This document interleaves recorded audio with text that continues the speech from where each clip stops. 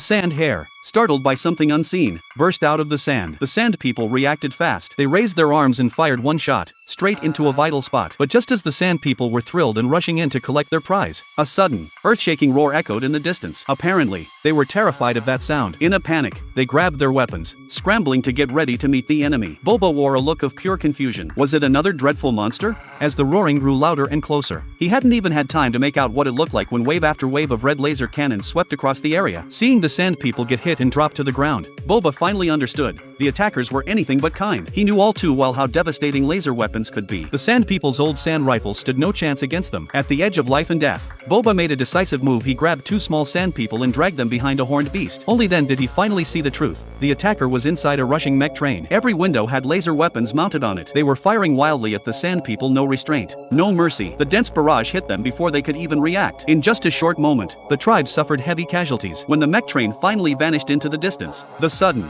bloody slaughter only then came to a stop barely. Boba watched the sand people move with practiced efficiency, cleaning up the wreckage. In an instant, he understood the cruel purpose behind the violence. These butchers came through sand territory, time after time, spraying at whoever was weak, turning small sand people into living targets for their own amusement. They knew their weapons were outdated and their combat power too low to stand against the enemy. Watching the mech train disappear filled Boba with fury, yet there was nothing he could do. That night, the sand tribe's mood was heavy. Grief filled every corner. Flames kept burning. They bid farewell to countless fallen comrades. Clutching the bodies of the sand people, Boba walked forward with crushing heaviness. The moment he threw them onto the fire, his guilt hit him like a wave. If the sand people hadn't saved him back then, if they hadn't taught him close combat skills, how could he possibly still be alive today? A seed of revenge slowly took root in Boba's heart. But right now, one man alone couldn't accomplish it. And besides, the enemy's mech train was insanely fast. Even the horned beast couldn't even catch up to the trailing exhaust. A deep, powerless dread settled over Boba. Then, at that very moment, the notorious band of thieves evil through and through raced past in front of him. Boba's mind snapped into motion. Next, he borrowed a rifle from the chief. Then he vanished into the pitch-black desert alone. At the same time, the thieves were causing chaos inside a tavern. A man sitting nearby was on a date and clearly unhappy. He felt humiliated, furious, but he didn't dare to say a word. He could only endure it quietly, waiting for those criminals to leave. Yet the thieves kept getting bolder, crossing every line. They snatched the man's snacks right off his table and then grabbed his drinks, downing them in one gulp. Their mouths were full of insults and filth. The man felt his dignity was stripped away. He muttered a complaint under his breath, quiet, barely more than a whisper. But that small grumble brought disaster straight to his doorstep. The thieves immediately pulled out high-voltage stun batons and attacked. His girlfriend was hurt too. When the tavern's atmosphere turned tense and chaotic, Boba took his chance. He stole the thieves' desert motorcycle and slipped away. Once he had it, he drove multiple desert motorcycles through the night, heading back toward the tribe. When the tribe heard the commotion, they assumed raiders were coming. Everyone became instantly alert. Only after they could see clearly through binoculars did they realize the returnees were Boba. Coming